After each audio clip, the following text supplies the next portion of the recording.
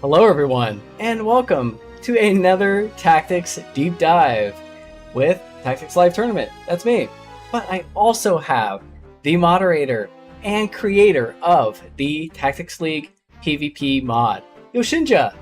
He's back there, and we'll get to him shortly. But before we do, I do want to mention, if you didn't know already, we have an actual official date for the actual live tournament. So mark your calendars for October 8th at 9 a.m. Pacific, whichever time zone you're in, that is the time. And I will be streaming from my perspective. However, there are other matches going on simultaneously in the Tactics League Discord. So if you want to bounce around between matches and spectate, that's where you gotta go. So head on over to tacticsleague.com, check out all the information about the PvP mod, and we will be discussing actually some of those changes tonight, focusing on the unique characters. The ones that, well, when you got them, you're like, wow, these are all that I need in my squad because they are just super powerful. Their pixel art is awesome and unique, and they become some of the more memorable heroes that you have on your journey. So bringing them to PvP creates a lot of, well, balance issues. And bringing a full squad of unique characters can just be absolutely overwhelming. We did have to go in and tune them slightly, sometimes a lot, but the result was a lot more enjoyable experience that feels good, and it still feels like these are a step above your generic characters. So let's get into a little chat with YoshnJa, and I'm very glad you could join us tonight. So see you on the other side.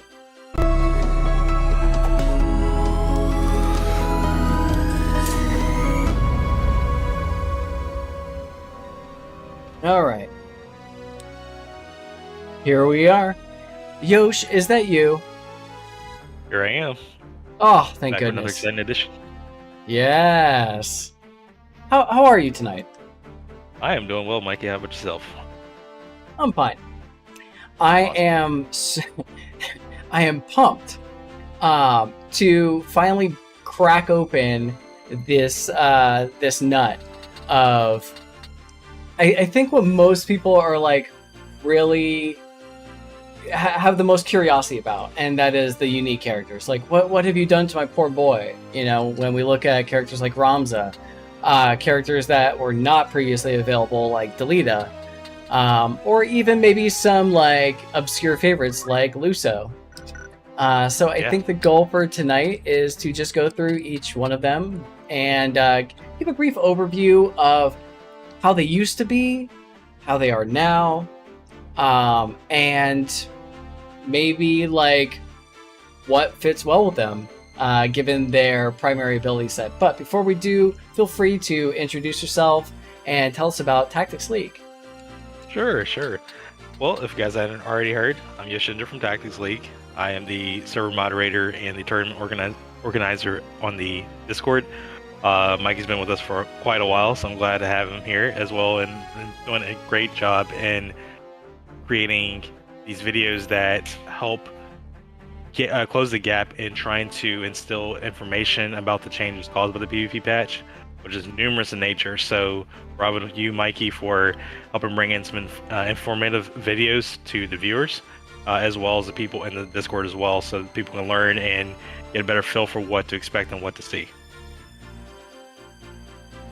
Did you say hi to the Stream Elements bot? Good for you. Yeah, sure did. You're so nice. All right, let's get that out of the way and just make sure that I have the chat up, because Discord and the chat don't work well together. No problem. Cool. All right. Well, what do you say we just jump into a quick melee match? I will bring the top 5 guys. They're not the top, they're just on the top row. We're going to have to talk to Dr. J if we really want to get to the bottom of the top characters. I just came up with that, so we'll see where that takes us. Okay. Hey, Wingman, just the man I wanted to see. I will go ahead and host. All right. Join, sir.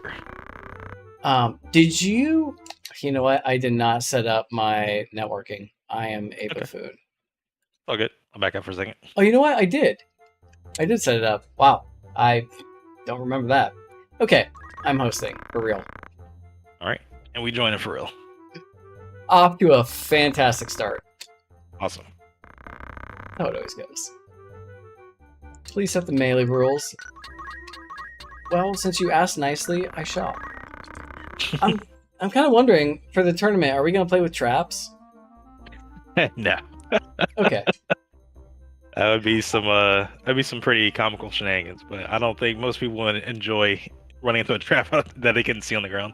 Which would be funny, yes, but probably not well for competitive play. It's not. It's not. You're right. You're also right about it being hilarious. I do think it would have, like, that final bit of asymmetry. Like, that final little bit of unpredictability. Oh, for sure. Honestly, special controls might be where it's at. Might have to look at that one day. Oh god, now you're just trolling me. Like Jay's APM will hit the max. James Keyshawn, I see you, buddy. How are you? If you are in for the TED Talk regarding uniques and PvP, welcome. Yeah, I've been waiting for you all day. I know. Let's go to the Alpha and the Omega, Orbone Monastery. When you just want to get into your opponent's face, Orbone is where you go. Oh, for sure. All right, I'm bringing top row, so Ramza, Delita, Ovelia, Ustadio, and Meliadul. All right, and I got, let's see, Agrias, Beowulf, Eric, Rafa, and Reyes. All right, let's do it.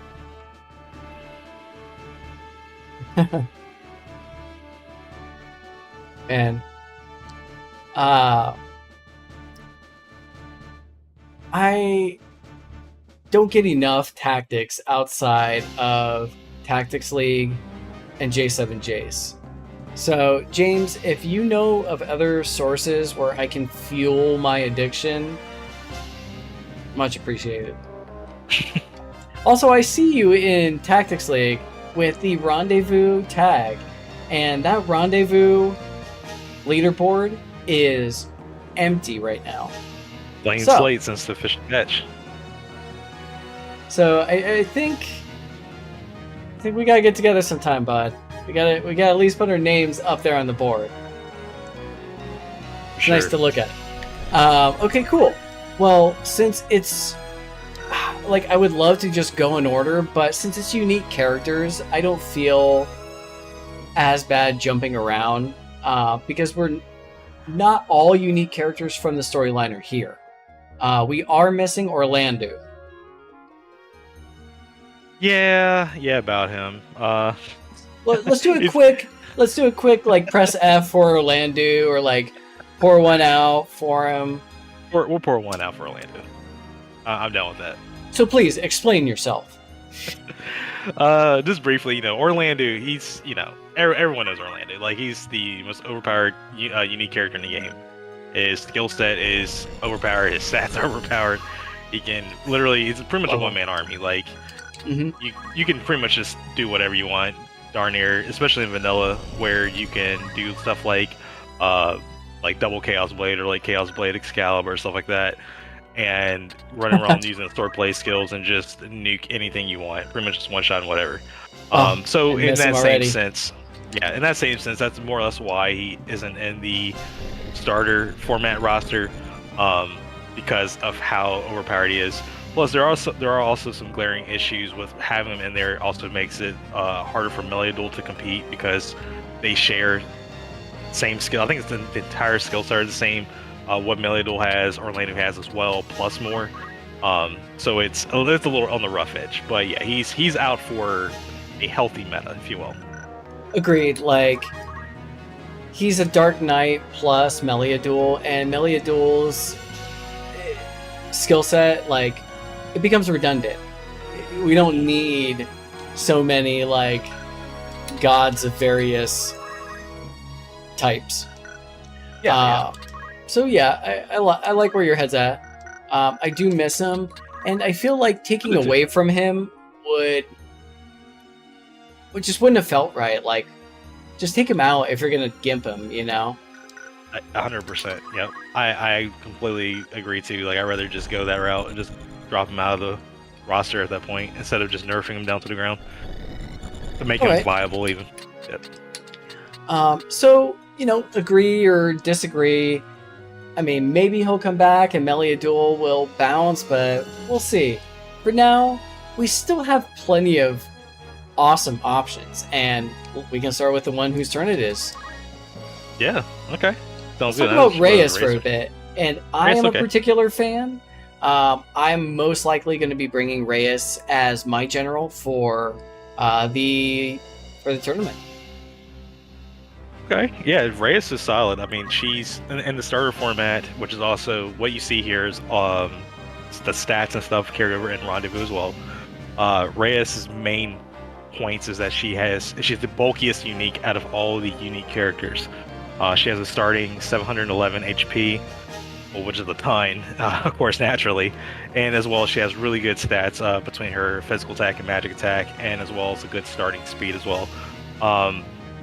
One thing that I wanted to focus on with Reyes is to get her dragon skill set to actually function in PvP, which, for those that don't quite remember, the dragon skill set only worked against dragons, hydras, I think Tiamats, I might be missing one other, but it's the dragon type monsters in story. And of course, you know, since we don't have dragons or we're not playing monsters in PvP, that the original skill set would not work. So what I did was I went and took the original designs of what each of the abilities would do in Dragon, so such as Dragon Charm. I made that so that it has the ability to now inflict genderless charm on either male or female, doesn't matter, but it has a chance to charm a target now, a human. So that was like one of the coolest things, because now she has the ability to get some control if need be. Can we see what that looks like real quick? Sure. The Dragon Breath, you know, that's more or less the same, but this sounds like it's new and improved. So yeah, I'll fall in love with you. Why not? Oh, nope, not yet. Not yet. Not yet. But if it was successful, then Melee will be on my team for the time being. So excellent. Yeah. Now, any other notable like abilities or characteristics for Reyes before we move on to Mustadio?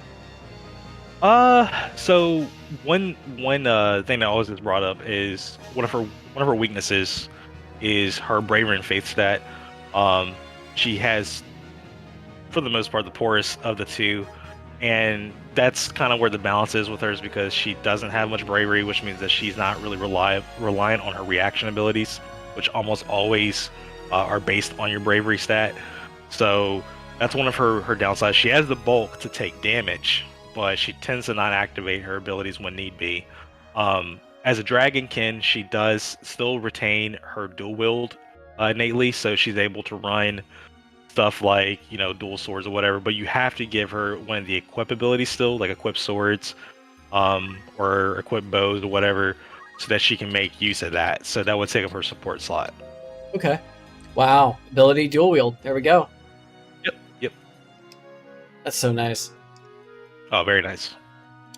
But she's still like gear limited too, so like that part didn't change either. Like she's her dragonkin, she has the ability to equip handbags or purses. That's right. She still has hair adornments. She still can only equip Minerva Bustier and limited perfumes and lip rouge, if I'm not mistaken. So she is limited in gear options as well. So though she does have a really fine amount of power, she does have a lot of limitations that also are like equally there as well. So I think she's a very well-rounded character. Yeah, with all of that bulk, all of those amazing stats, you've got to have some kind of drawback, and that's going to be your gear and your terrible bravery and faith. Oh yeah. Okay, cool. Yeah, love Reyes. Oh, such a beaut. Well, this little nerdy chap who has disappointed me for the last time, Mustadio. Let's think about this little ding dong. Oh man, Musadia is awesome, man. He's one of those characters that I think is very central in playing control setups. But before going into that, I'll go over the basics of his changes in the PvP patch. Cool. One particular note that he got is the innate safeguard, which he actually had in story very briefly, but for some reason he loses it when he once he joins your team. He has it for a battle or for a cutscene or something. I can't quite remember, but he does have it initially and he loses. So I went and put that back. Such a waste. So that he has an innate. Yeah, exactly. That's Such cool. a waste. He's a machinist, so he should be able to protect his gear and all that good stuff. So he has that back now. So he's able to save his stuff from getting robbed or getting his stuff broken. But more importantly, though, there are some attributes about Mustadio that have been changed around the PvP patch. His faith has been increased so that he can utilize magic guns fairly well, because magic guns do scale off faith. Yes. So he's a real good wielder of those. Also, because he has high faith, that also means he's also really good at magics as well. So time magics or whatnot. One other cool thing about him is that he also gained some new skills in the patch. So one cool ability that I love personally is called Overload. And what Overload does is it is a weapon ranged physical attack that doesn't check the target's mitigation. So if they have Protect Shell, or if they have Defense Boost, Arcane Defense, it doesn't matter. It does a lot of damage. Okay. It hurts Mustadio in the long run, but it's true damage. So it's a good way of kind of finishing off somebody, especially when you have a gun, because you can fire that from range as well. Nice. I see that it still casts the lightning from Blaster with Overload. With Overload. Yeah. So yeah, I actually have It the still animation set for carries that too. it still carries the element of the weapon, or it's just the animation of whatever the gun is. It's actually the animation set to the ability. Surprisingly, because you have Blaster. It's just a coincidence. It's a coincidence. Yeah, I think it's set to cast. It plays I think it's the Dandara animation, if I'm not mistaken. That's right. But yeah, that's what the ability actually does. So yeah, it's kind of funny. You're using Blaster at the same time. But yeah, it doesn't take the gun's cast. It uses its own specific animation for that. Excellent. Okay. So cool. Our little control oriented machinist, crafty little dude who I just don't have time or patience for anymore.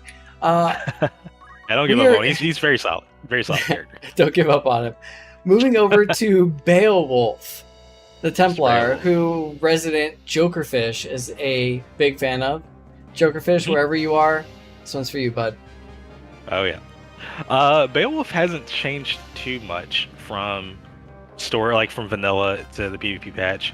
One thing that had been just adjusted was Spellblade. Spellblade's skill set still requires a sword, a knight sword, or a fell sword to be equipped, so that part didn't change.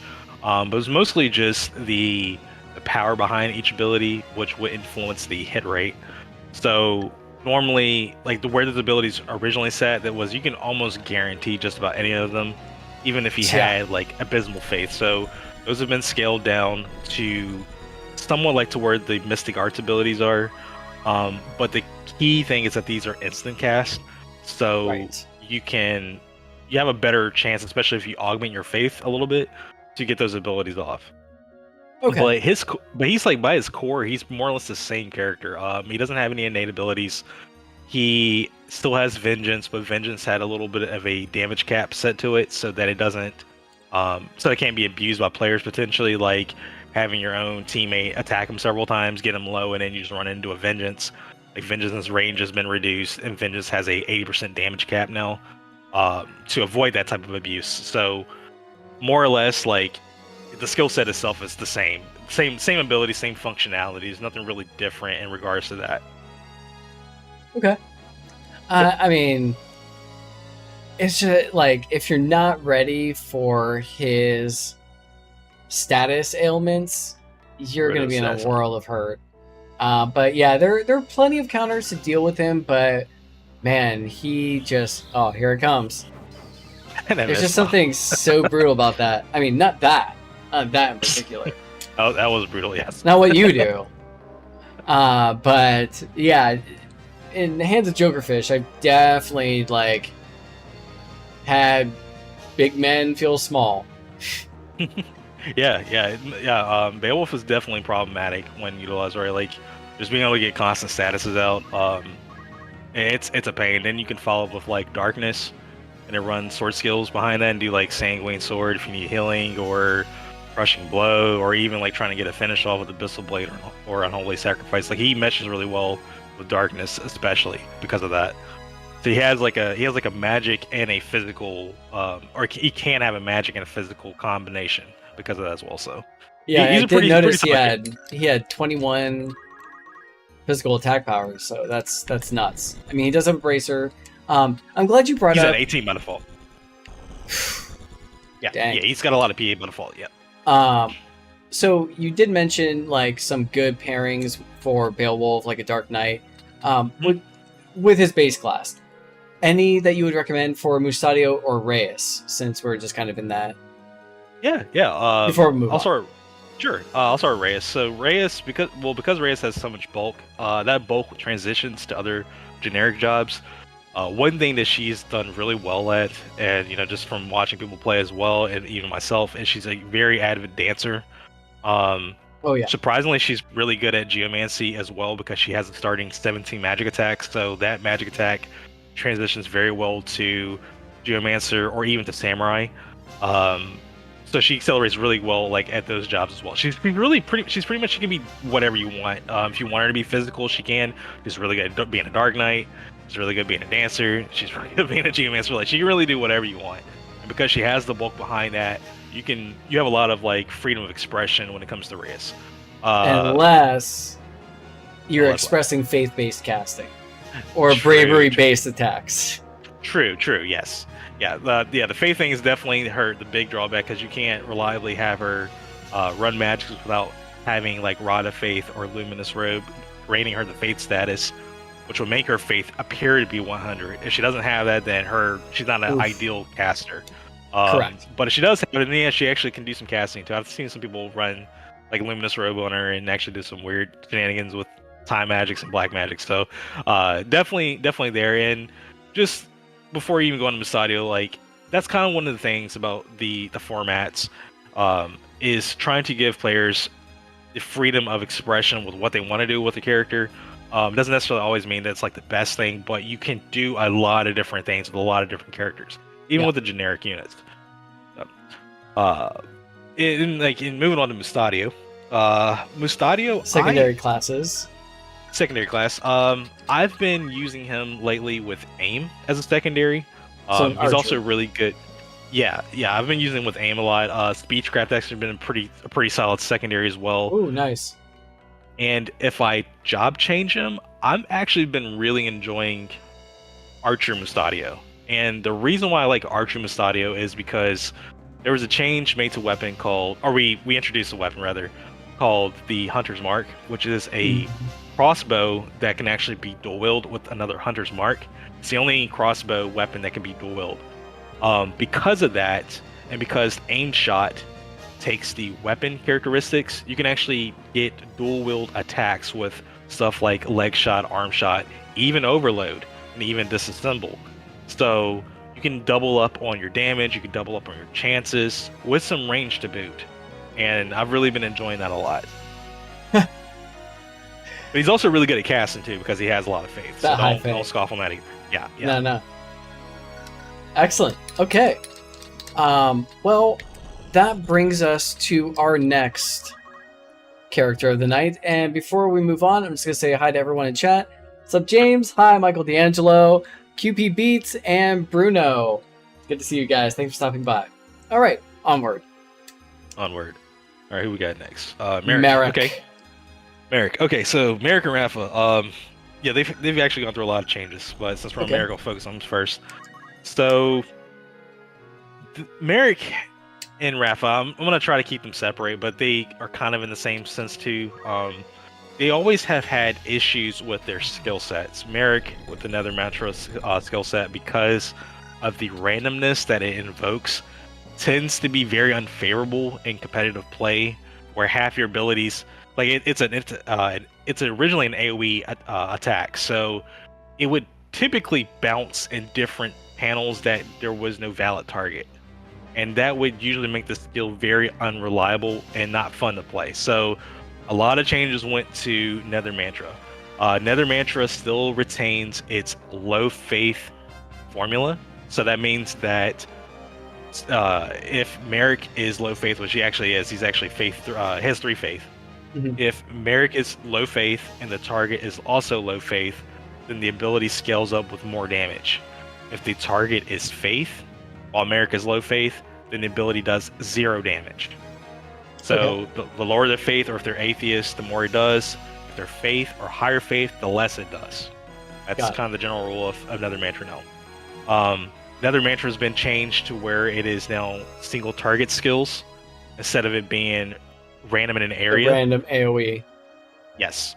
And one of the random factors that's been included with the ability, because I want to retain some of the filth and vanilla, is that even though it is single target now, it can hit 1 up to 5 times on the target. Each hit, depending on the ability cast, has a chance to inflict the status effect. So I'm going to show you real quick. Which are your units? Actually, I'll do Reyes real quick since she's already active. Yeah, Joe, one of yours. Yeah. So leave my guys alone.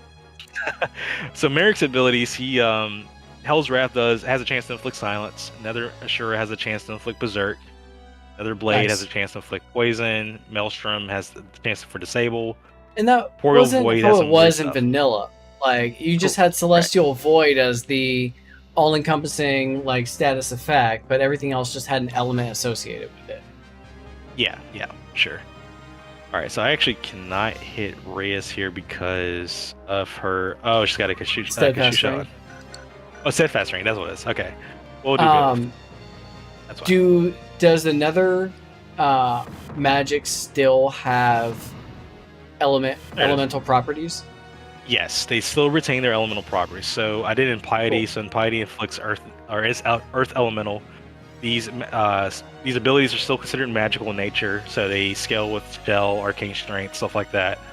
And as you guys see here, it hit, I think it was 3 times, maybe 4 times. I didn't get the count, but I did get an immobilized infliction out of those. So it's one way you could envision Nether Mantra now. It's kind of like a super geomancy.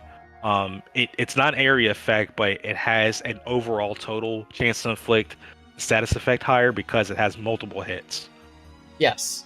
It's like Geomancy Plus, but without the AoE. Without the AoE, exactly. Yes, sir. Look who it is. It's Rafa. Oh, do you have a suggestion for Merrick secondary skill? Geomancy? Yeah. Oh, definitely. So, even before I go into that, one thing that I did add to Merrick is that he also gained katanas as a weapon type, so he's able to run katanas on. There's some changes done to katanas I won't go into because of the nature of this stream, but he gained katanas and robes, so he's able to do like Courage Raiden or Lordly Robe equipped now, while he's still in his Nether Seer job.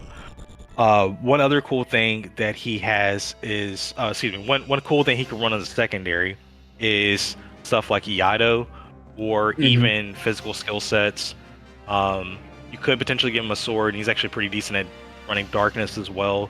I've seen some Geomancy run as a secondary, and why would you run Geomancy with Nether Mantra? Because of the AoE nature of the ability at that point. But Iaido tends to be a little bit more favorable because you have stuff like Kiku Ichimonji, which is 8 range, or a really powerful Chirurgia Raider or Muramasa attack. So yeah, typically his MA Iaido is pretty high.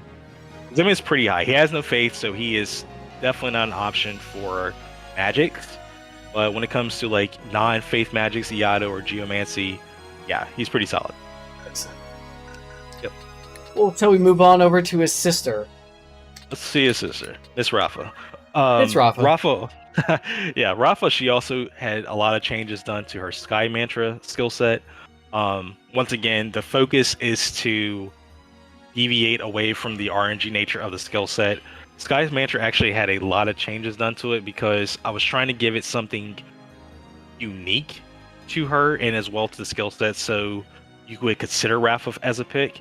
And And so what I did was, what her abilities do is each one has a chance to, or it's not a chance actually, it's pretty much guaranteed, but they only function if the target is affected by a positive or a neutral status effect that has been inflicted from an ability.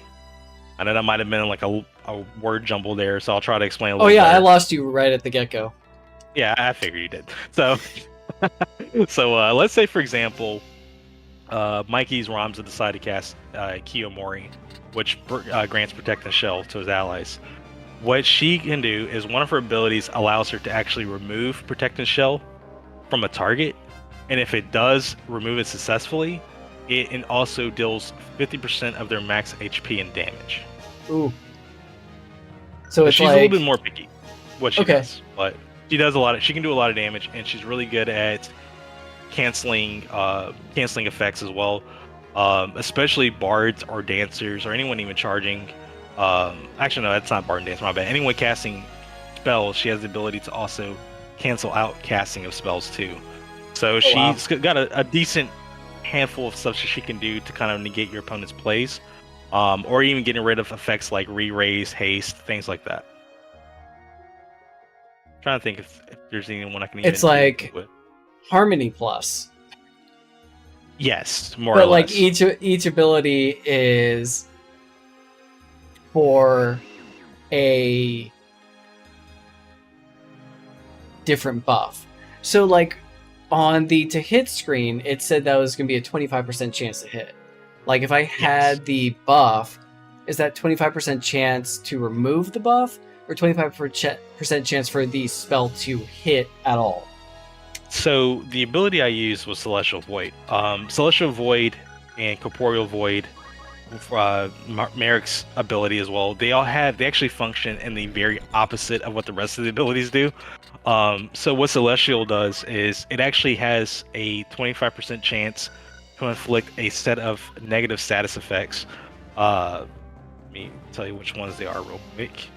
So it has a chance to inflict Blind, Confuse, Silence, Poison, Slow, and Immobilize. So it rolls through each of those, and if each one rolls, then it will inflict. That's why you seen the 25% there earlier, because that is action and infliction. The rest of her abilities remove effects. That ability inflicts an effect. Right.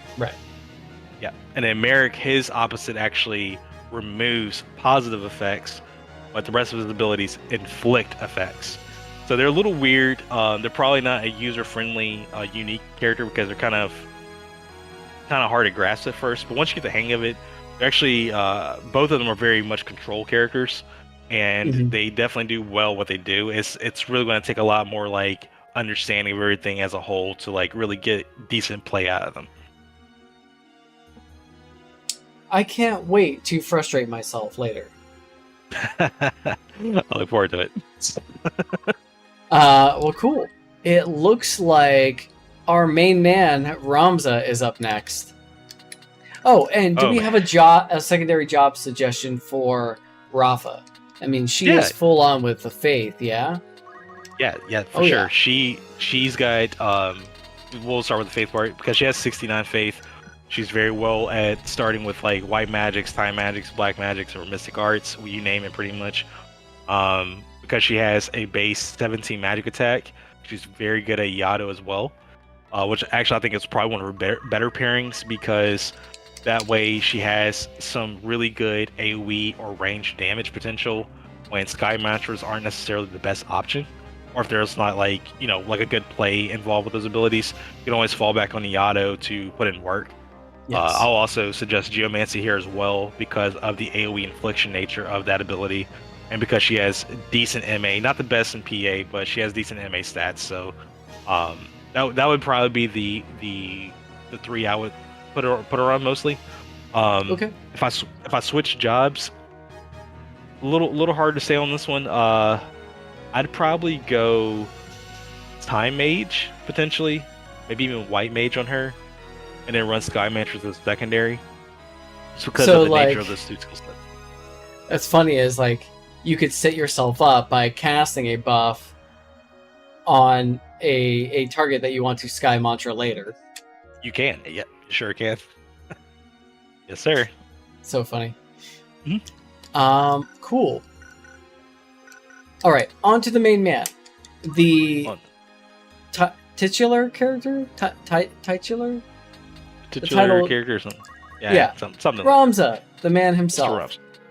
Mr. Ramza. So, Mr. Ramza here, he has the most notable thing he has gained in the PvP patch is that he now can equip Fell Swords as a heretic. Went and renamed his job to make it a little more, more fitting for where he was in the story. So he's now considered a heretic instead of squire, but he doesn't get an innate ability, but he gets like the access to Fell Swords innately. So that could be his ability, if you want to call it that. Fell Swords, are just one of the strongest melee weapons in the game. So he does have access to that, or doing like the most upfront damage with darkness, or just even basic attacks. I like that you haven't changed the description text for a heretic. Yeah. The heretic job serves as the foundation for all others. Yeah, I kept that in there just to get you, Mikey. But you know how to tug at my heartstrings. You're the best. But more importantly, he gained some new abilities, much needed abilities between him and Luso. So the plan for Ramza was to make him feel more like a support unit. Ideally, that's kind of where I envision him as a unit in the story. One sec.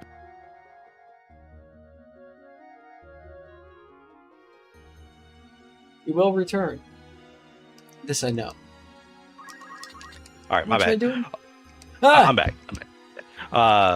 Apologies. So the abilities that he gained new abilities, and we replaced some of the abilities he had. So Focus, Rush, Stone, and Chant aren't no longer a part of Metal. He still has Self. Love Chant. Chant was good, but I found that like no one ever really used it. So it's like, yeah, we'll go in and put on the chopping board. One thing that he did gain though, he still has Self, Tailwind, Steel, Shout, and Ultima. But he gained a bunch of new abilities in replace. So Encourage is actually one like his better abilities to gain. It's a 2-range revive. So he's able to walk up to someone. You don't have to be directly on them, but he can instantly get somebody up. Pretty awesome ability. I see a lot of people using it. It's good for what it is. It's good for keeping your team alive. Exactly. Reprisal is definitely probably one of the more interesting ones. It's a 3-range ability that actually does damage based on the target's missing health. So it's really good for follow-up damage or for getting KOs if your team's already focusing a target. And then he kind of comes in and just like, all right, Reprisal, you're done, KO. Kind of deal like that. It's not based on like his damage stats or anything like that. It's really just based on the targets, like how much damage they've taken. So it's really good for those cleanups. One ability that has been seeing a lot more play since some changes to Bard and Dancer is Parley.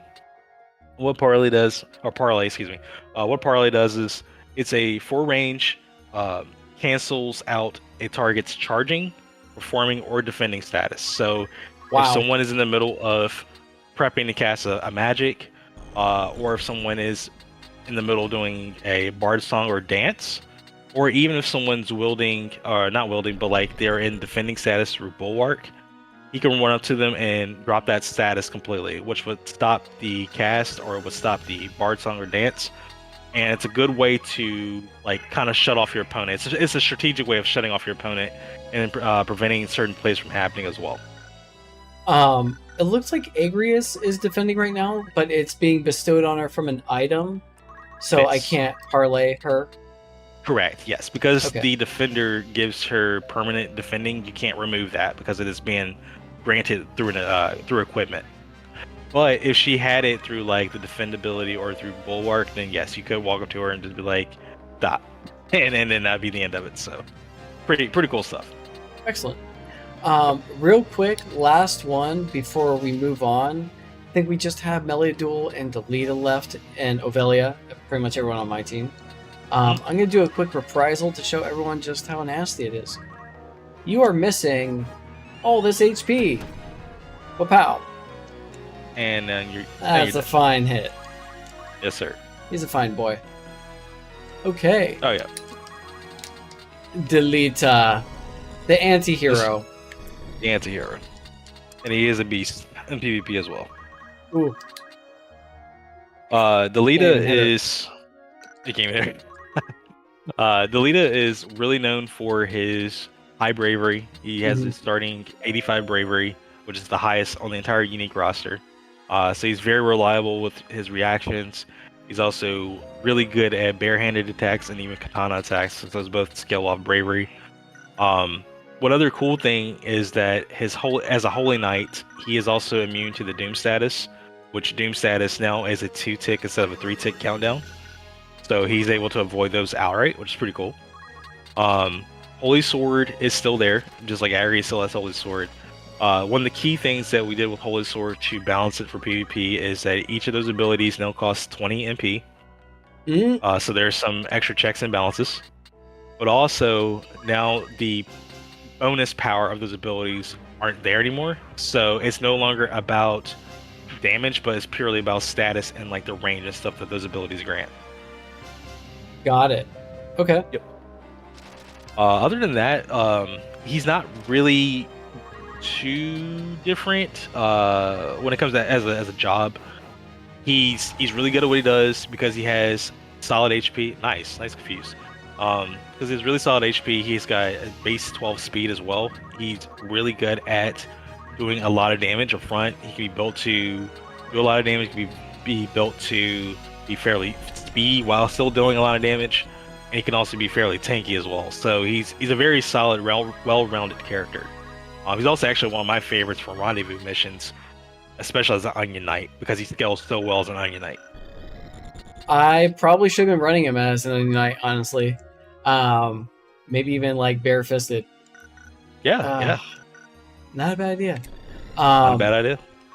Okay, cool. Yeah, I was about to bring up the secondary jobs, but you're on it. Let's move on over to Meliadul. It's Meliadul. Okay. Meliadul is more or less the same as she is in vanilla, other than like starter format having her stats set up a certain way. But when it comes down to as a unique character, she's more or less the same. She pretty much got the same treatment as Holy Sword with her Unyielding Blade. Her abilities cost 30 MP instead of 20 because they are guaranteed breaks, as long as the target is not safeguard. So they're a little more expensive, but she's still able to handle that. She can pay the cost pretty well. She still has access to her like vanilla gear, like crossbow, jab, pole arms, which don't actually work. She can use crossbow in vanilla? Yes, she can. And she still can in here. Yep. I had no idea. Yep. I mean, can you use crossbow and Unyielding Blade, or you need a sword? You cannot. Okay, Unyielding Blade is still sword required, which is kind of weird, and like I might end up going back and messing with that, but I left it in there for, maybe some shenanigans. Maybe you end up going like the re-equip route on her somewhere, and want to have her start off with a ranged weapon and have her swap to like save the queen or something later so she can use her abilities. I don't know. Not the most advantageous thing in the world, but it is there. She does have access to different weapon types. That's so funny. But as a unique character, her abilities are the same. They still have the the guaranteed breaks. The power on those abilities the extra power on those abilities has been removed as well. So it's either you break the target target gear that you're targeting, and then get like basic damage, or you get no damage from the bonus. That is probably the biggest difference in the ability from vanilla now. But it still retains the same feel and effect. Say one more time. Like, if the target doesn't have a helmet, and I try and crush helm again, it will do no damage. Yeah. Try to speed through the turns and see if you can get her turn back real quick, and you'll see what I'm talking about. But yeah, it shouldn't do any damage anymore. Or it's if it's not that, it does basic damage. There's no bonus either way now. Got it. Okay. Yeah. I can't quite remember how it functions. It was kind of weird. Now I think about it. We'll play a match after this, maybe. Sure. But yeah, any good secondary jobs for Meliadul? I'm guessing the usual like Dark Knight. Yeah, darkness is a solid secondary. I will say that dance is actually a pretty good secondary, especially if you're not running safeguard, if she gets broken, because she has a decent starting physical attack stat. She's able to do like really solid mincing minuet damage. She's even solid as a dancer too, mind you. Like if you end up just switching to a dancer completely. But if you're running as a secondary, dance is a pretty solid option. I would like other than that, it's kind of hard to say because of where her stats are. You're not really going to get a lot out of Yato and Geomancy, for example. Speechcraft might be okay if you want some status control. Her fate's okay, so she could run magics. Technically, it's really uncommon to see though. So I would probably lean more darkness and dance, maybe items if you need it. There's nothing ever wrong with items. So I love thinking of her as just the one who comes in, like crashing in, breaking people's stuff that they absolutely need, like going right up to a Dark Knight and crushing his sword. Boom, that guy's out of the match. Or like at least neutered.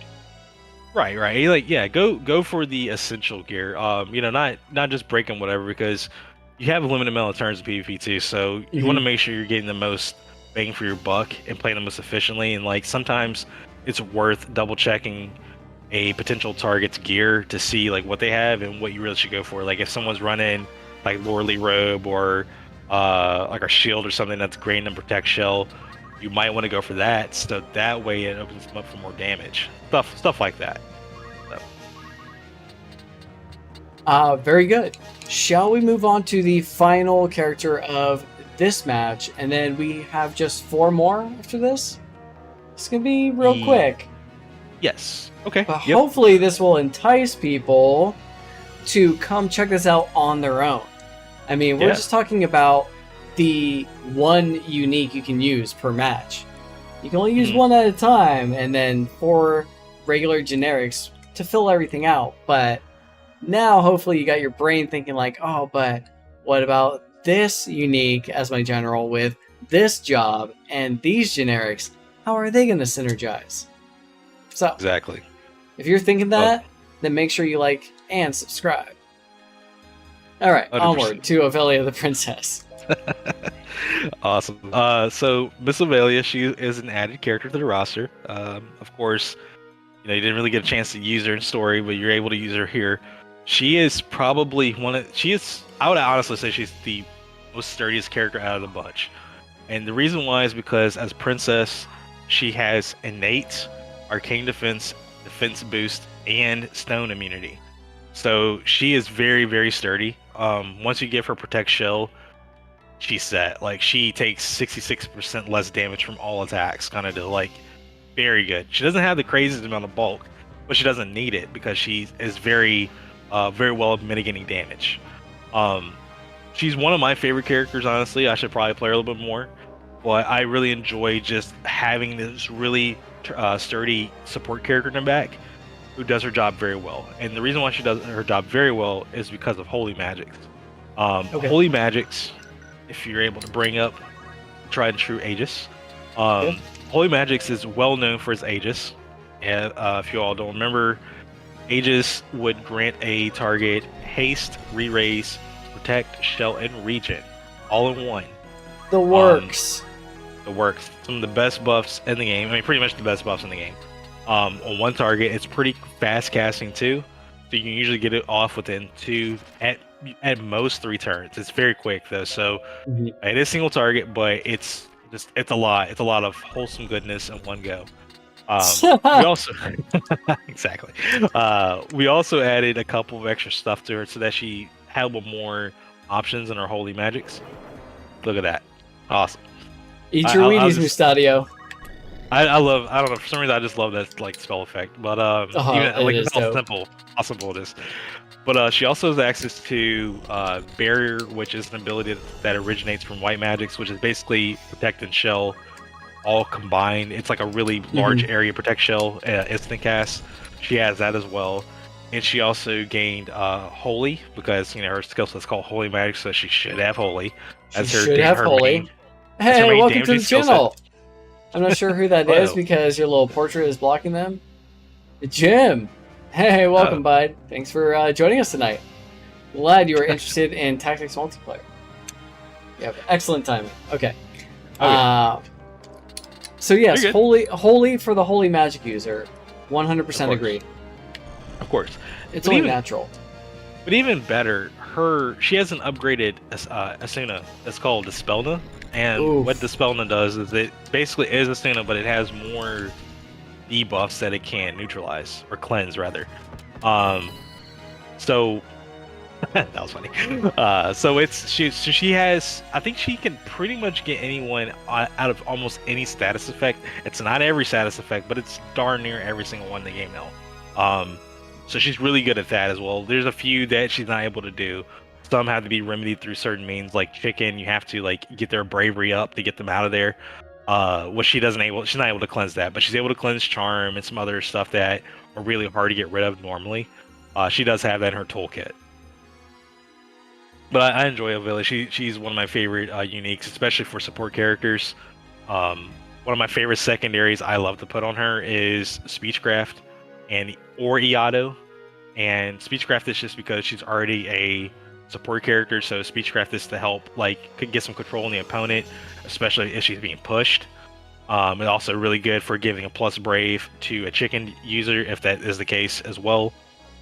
And Iato is because it's Iato, it's good having a decent instant access to damage if needed, especially if it's late game and she's one of the few units alive.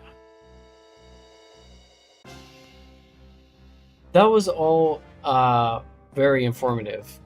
From what I gathered, I just had to fix a quick audio issue. Hopefully it's resolved. But it does sound like, she is the, ultimate medic. Did I cut out or something? No. I was just not really paying attention. But remember that this is more for the viewers and not for me. I'm so sorry that my Mimic Darlamon's putting it asleep. No, I noticed that someone posted that the music was echoing, so I wanted to go ahead and fix that, but that required my full attention. And I only caught bits and pieces of what you're saying. But thanks for making me feel bad. So we actually have one last character to go over, and that is the crowd favorite, Agrias. We almost forgot about her. Yeah, that's right. Yeah, she actually recently got a pretty substantial update. So one problem we had with Agrias, and this was actually it's attached to a lot of different things. It's where we were with the PvP patch in the past and where we are now with the PvP patch. He was when we didn't have the gender equality changes where males can now wear ribbon or purses or the Tyner Rouge, stuff like that. She was one of the best options because she was one of the statistically solid female units for ribbon and stuff like that. But once we had that change made, she kind of got put in the back burner, if you will. So the latest update actually brought her, I think, put her definitely back in the limelight. She gained a ton more health. Her PA has been increased so that she fits more like a formidable warrior now, especially since her Holy Sword is scaled with physical attack. And I think she's one of those units that, though I haven't seen a lot of play lately, she's definitely a sleeper. And I'm really excited to see her in more PvP gameplay. She had also gained... You'd say sleeper, but it's whenever she comes up, people are like, oh crap. So that's the funny thing about it. So for the longest time, she wasn't coming up. So it was also having to figure out a place for her to shine in the roster without her being too samesies to Delita, if you will. Because I wanted to make sure that Delita and Agrias were different uniques, though they shared the same skill set. I didn't want them to feel darn near the same. So I wanted to make sure there's a big deviation between the two. So the deviation is this: Agrias is way bulkier than Delita. She has a better overall stat spread between her PA and MA and her Bravery Faith, but Delita has more power and he's a little faster. That's kind of the best way to compare the two.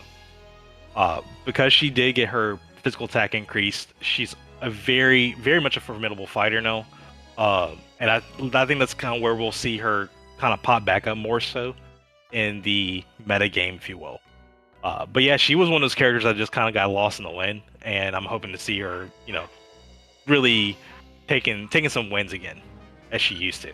Making some wins. Who's winning with Agrius? Good on them. Yeah, she's really solid. Like I think one cool ability, one skill set you can attach to her secondary is Arts of War. The reason why you would want to even consider that is because she has a good PA/MA mix.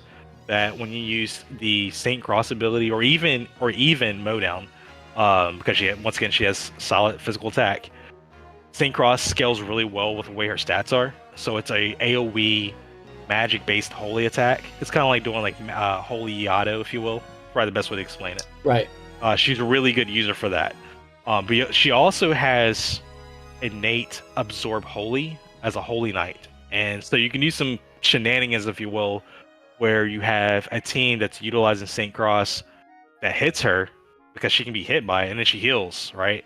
And maybe one day I'll see Mikey do his fan favorite Cup of Life build with her in the front row. That day might be soon. Might be. That day might be October 8th. Oh, okay. Heard. But yeah, she's I'm enjoying her. I've been doing a little bit of build theory crafting with her. I think she's also a really solid dancer because she has really good like PA/MA base, and because she has the bulk now that transitions to different jobs, she is very bulky whatever she does. She's really able to she's very much a flexible character, I think, now. So I look forward to seeing some more Agrius in play. Are we all? Yes, cool. sir. Shall we go ahead, reset, and we can divide and conquer. So I'll grab the first two of the remaining four. Oh, thank you, sorry. Mm-hmm. And then you can grab the other two. So I think I get Cloud and Construct 8, and you get Luso and Balthier. Okay. Sure. Let me just optimize real quick. I'll give you the crappy ones. Oh, yeah, because you had to give me the man. How dare you?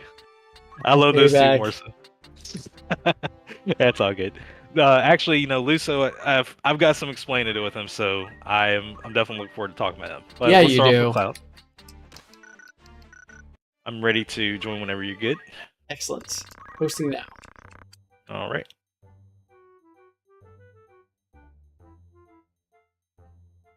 I'm getting some freezing. Failed to connect the ad hook server. No.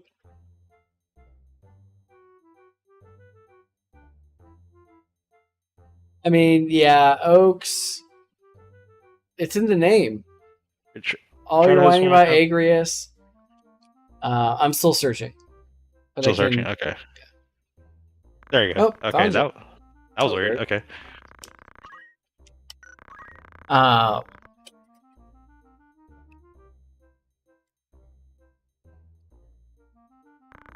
Yeah, I'm waiting for Oaks to bring Agrius back, man. Yeah, I know. Yeah.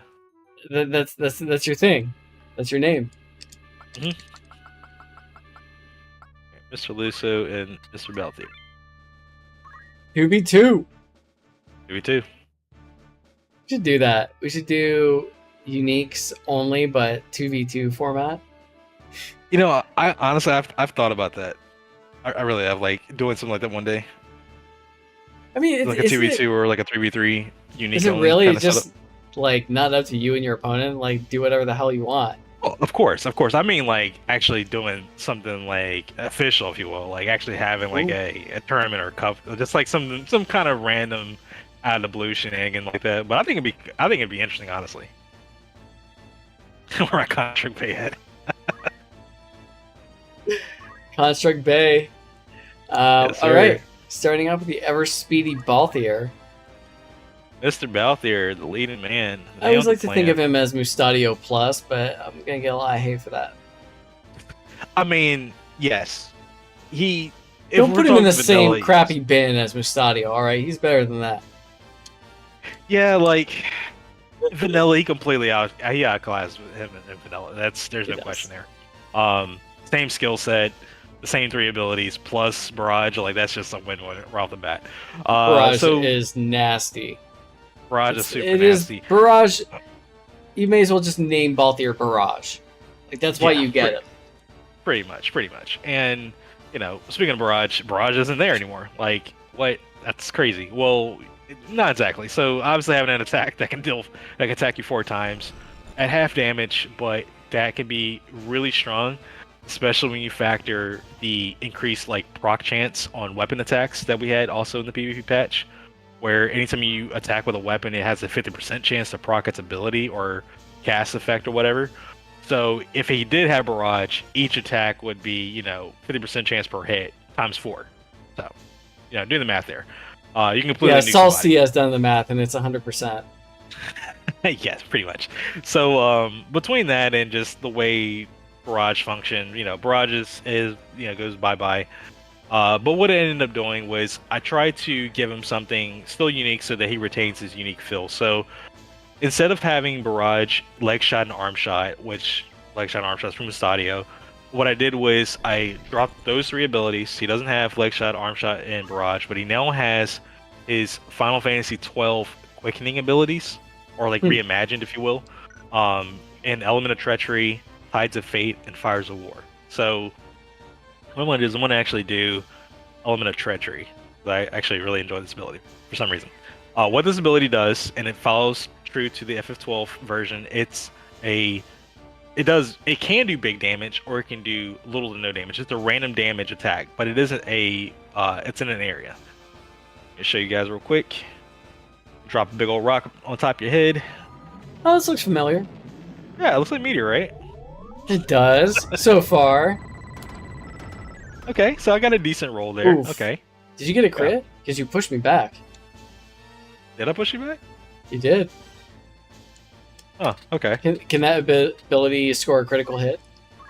I like to say yes, but I don't know about the pushback, so that might be interesting. Are you sure you didn't move there? Pretty sure. Okay. I'll have to look at that later. Well, anyways, and also you did more damage than because it's random. Okay. Yeah, it is random damage. Yeah, it can roll high, it can roll low. It's completely up to the game to decide. But it is an area. It has the potential to, whiff, or potentially, depending on how well you're stacking to physical power, it can potentially nuke somebody. Like it has that chance, but it's a but it does have that chance to it. But anyways, so Element Treachery has the random AoE effect. It's a 5-range attack, random damage. Then he also has Tides of Fate. That one is one of those abilities where it actually can attack twice. It does attack twice. It is magic water damage, and it still uses your weapon's range to attack. The one weird thing about it, though, is that you actually have to build Balthier's magic attack stat up to a certain degree for it to really do some damage. But if you do, then it does a lot of damage. So he doesn't have a lot of MA by default. He starts off with 11 MA and 16 PA. But if you get his MA up really high, that ability actually does a lot of work. So don't sleep on that one. And then, of course, Fires of War, which is a fire-based physical attack, which also uses your weapon's range. And that has a chance to critically hit. Nice. Cool. Other than that, like, he also still has the plunder abilities, the enhanced steel abilities, which they actually can't trigger your opponent's reaction abilities. That's like the unique thing about them. So you can run to somebody and steal from them all day. They can't counter you, basically. Nice. So yeah. Well, other than that, that's pretty much it. But he's still one of the fastest units, and he's got a solid like stat line. He can equip different types of gear and weapons. So you do all sorts of different things with Balthier. Cool. I am going to try and speed us through the next 3 and try and wrap this up before 7:30 my time, if that's okay. Roger that. Cool. We are moving on, and what's funny is we'll probably get another turn on Balthier. We're moving on to Luso. Final Fantasy Tactics Advanced A2.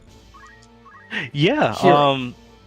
So biggest thing with him is trying to get him away from being a Ramza clone, which I think has finally, the mission successful kind of deal.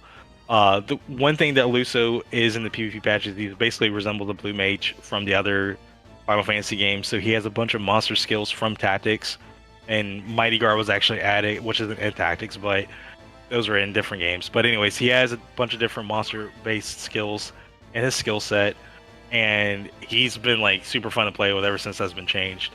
He has stuff like Mighty Guard, Bad Breath, Self Destruct, Earth Splitter, Choco Cure, Spin Punch, and things like that. So, There's more than just bad breath. That's all that I thought there was, because every time I play Wingman, that's all I see. Here, just for you. Yeah, see, I thought it was just this. Wingman, you have a lot of explaining to do. He does. But Bad Breath does well what it does. So I can't really hate on either. It's very good at disrupting your opponent. Bad Breath is great. Yeah. I love Bad Breath. Yeah, he's got I love that bad old breath. That stinky breath. He's really solid though. I really enjoy his changes, and I know Wingman does especially, but yeah, he's a very solid character, and I think he definitely fits more to his theme as a game hunter now than he ever did before. He's good. He's definitely a bruiser for sure. Mm-hmm. Oh yeah. And he does have a lot of tools at his command. Cool. Well, we have Construct 8 up next with a shocking speed 12. I don't remember that being that high. Yeah, yep. So a while back in that regard, he was at 13. Brought him down a little bit because I think he was actually under your suggestion. He was acting too quick comparatively. This was before we had more speed changes that happened. But anyways, let's get on with the show. Mr. Construct 8, or also known as Construct Bay. He is a solid character now. He's got a bunch of innate abilities at his disposal because he is a monster, so you can't put any skills or equipment on him. But he's still atheist. He has defense and arcane defense, so he has some form of mitigation. He still has counter as well. More importantly, however, is his immunities and his elemental negations. So he can only be affected by confuse status, and he can only be affected by lightning or water-based attacks that are not faith-based. It's super important that the not faith-based part's there, because you can't do stuff like Thundara or Thundaga against them, but you can use something like, let's say, like the lightning bow attack will hit him, for example, because it is lightning element. Now, if that proxy the Thundaga effect, it'll still do 0 damage because he's atheist. So he's really good at like going against magic heavy teams, and he's also very bulky and very damaging and just outright just like really a dangerous character to mess with nowadays.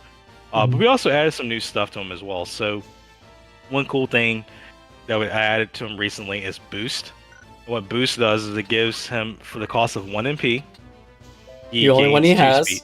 The only 1 MP he has. Yep. If you want to highlight that real quick. And so he gains 2 speed. So what this does is it allows Construct to actually slowly compete into speed space. Since he can't be haste, and he can't naturally gain speed anyways unless you boost him, it gives him an option to kind of hang in with the best of them over time. So that would put him at 14 speed by default once you use it, and that allows him to actually be fairly competitive against other jobs that aren't haste. So that kind of gives him an option to be more front and get more active turns with him as a whole. We also gain new abilities as well in Salvo, which is like an AoE bomb attack. Oh yes. I like that. I think I'm gonna do Salvo. Yeah, let's check this out. Okay. Do the bomb. You dropped the bomb on me, baby. Oh, it is a little bomblet. That's great. Yeah, little bomblets. Yep.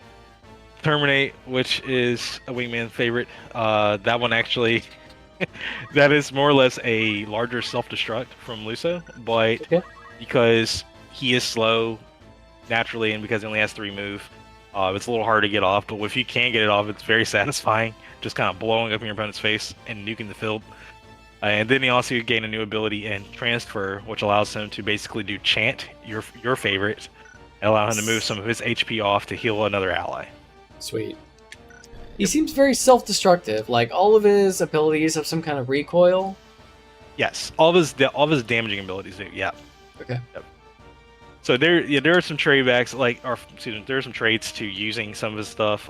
Dispose, Salvo, and Pulverize all cost health essentially to use those. So you got to be careful how often you use those. But all three of those abilities are very very damaging, and one's an AOE, one's in a 8 range attack, and the other one's a very hard hitting up close attack. So.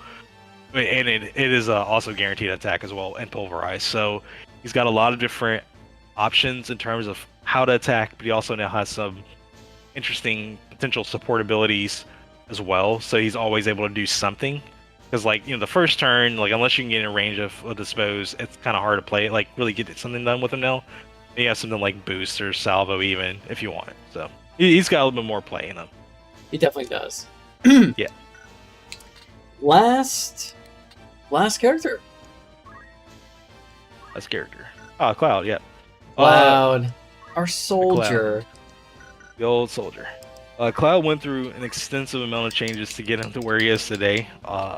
One critical thing that got changed is that Limit no longer requires Materia Blade, which actually got reworked into Ultimate Weapon.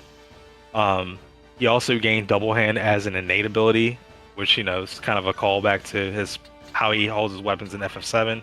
Mm-hmm. So he gets increased basic attack damage with one-handed weapons. And Limit is now not only no longer requires Materia Blade, but it's also all instant cast MP costing skills other than Braver. Wow.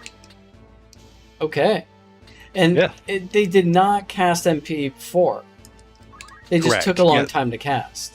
Yeah, but before would take half the game, maybe half an hour to cast. Now it's you can drop them right away, but there's a heftier cost to a lot of them because they're very strong skills. So, if you want maybe show Omni Slash, because Omni Slash also had a real big change as well.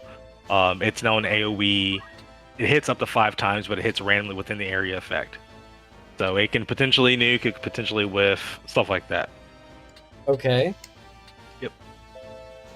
Then also, Cherry Blossom got changed around to where it's actually considered a tri-elemental attack. It's fire, lightning, ice.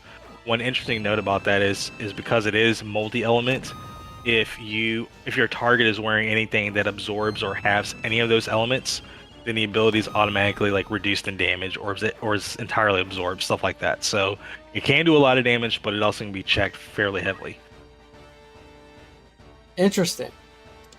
That is not how I remember that. Mm-hmm. Cherry Blossom before you would sit and take 40 turns and then get this weird hard hitting skill, but it takes forever to get, so you never cast it. So yeah, maybe I should have waited. Exactly. Well, yeah. I mean, other than that, he's more or less the same guy. He still has this solid magic attacks, got a good PA base, and Soldier has been updated to where it feels like a really solid job on him now, so you don't have to just switch into Black Mage just because he's good as a soldier unit as well. Any other secondary jobs you would recommend for our little soldier? Because he's got solid MA and because he has solid faith as well, it really can go anywhere, especially in the magic skill sets. It can be auto, it can be geomancy, it can be white magics, or any of the magics. Items, I mean, really anything works with Cloud. He's got a really good base foundation of stats, so you can really do whatever you want with them, honestly. I love having my way with Cloud. Yeah, he's good. I enjoy him. He's one of my top 3 uniques. Nice. We will have to have one of those chat sessions, of course. What are the top uniques in the meta right now, and how are they being played?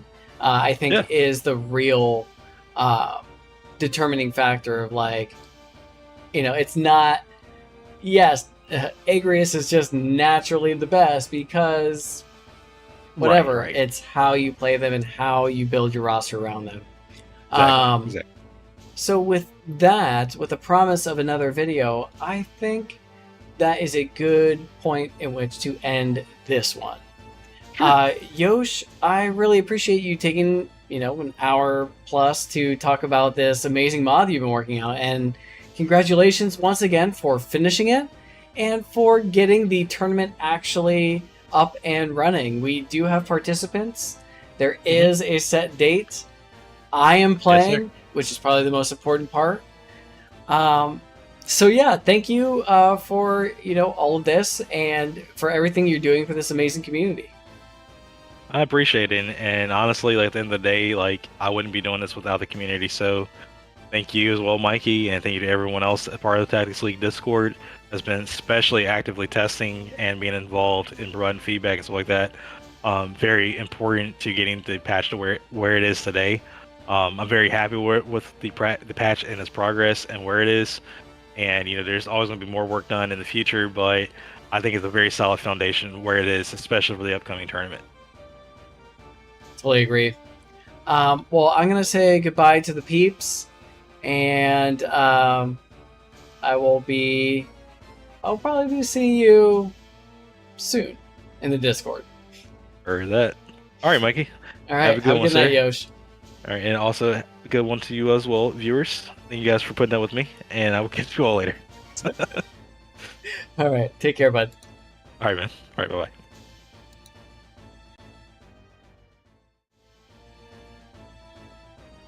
And it looks like it's just us once again. I do want to go through the chat and thank everyone that stopped by tonight to join us and hopefully learn a little something about Tactics multiplayer, in this case, the Tactics League PvP mod.